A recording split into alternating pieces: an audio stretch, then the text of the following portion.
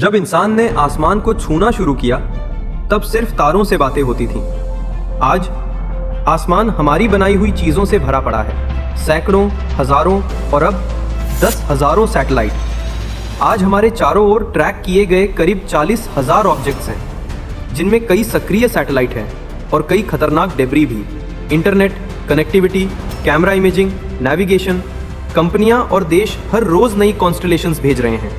Private कंपनियों के लाखों छोटे सैटेलाइट प्लान्स ने ये रफ्तार और तेज कर दी। जितना हम स्पेस में ऑब्जेक्ट्स भेज रहे हैं, उतना ही स्पेस जंक भी बन रहा है। छोटे टुकड़े, कभी पेंट की परत, कभी टूटे हुए पार्ट्स, हाई स्पीड पर घूमते हैं। वे छोटी चीजें भी हजारों किलोमीटर प्रति घंटा की स्पीड में हैं।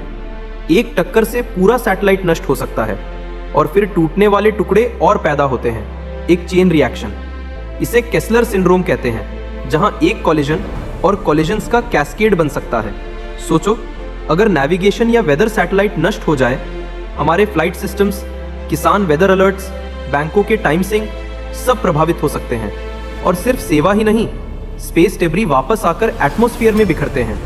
कुछ स्टडीज बताती हैं कि री एंट्रीज से मेटल पार्टिकल्स और रिएक्टिव गैसेस स्ट्रेटोस्फीयर में पहुंचते हैं, जो क्लाइमेट और एटमॉस्फेरिक केमिस्ट्री को बदल सकते हैं। एक छोटे से टुकड़े ने एक बार एक महंगा कम्युनिकेशन सैटेलाइट खराब कर दिया और लाखों लोगों की कनेक्टिविटी बिगाड़ दी। इंसानों ने जिस तरह धरती को गंदा कर दिया है, वैसे ही अब हम स्पेस को भी गंदा करने लगे हैं। सोचो, जिस आसमान को हम कभी सपनों से देखा करते थे, आज वही आसमान हमारे कचरे से भरने लगा है। हाँ, लेकिन एक्शन चाहिए।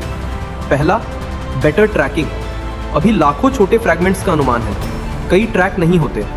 दूसरा, responsible launches, end of life plans, controlled deorbiting. तीसरा, debris removal tech, nets, harpoons, robotic arms, prototype चल रहे हैं। और चौथा, ग्लोबल रूल्स और अग्रीमेंट्स। ईएसए और अन्य एजेंसीज इस पर बात कर रहे हैं ताकि फ्यूचर लॉन्चेस सस्टेनेबल हों। तुम क्या कर सकते हो? सबसे पहले, जानकारी फैलाओ, अवेयरनेस बढ़ाओ कि स्पेस सिर्फ खाली नहीं है। दूसरा, पॉलिसी पे दबाव डालो, देश और कंपनीज से मांग करो, जीरो डेब्री कमिटमेंट्स लो। तीसरा, साइंस और स्टार्टअप्स को सपोर्ट करो जो क्लीन अप कर रहे हैं। ये अब केवल गवर्नमेंट्स का काम नहीं रहा, हमारी भी जिम्मेदारी है।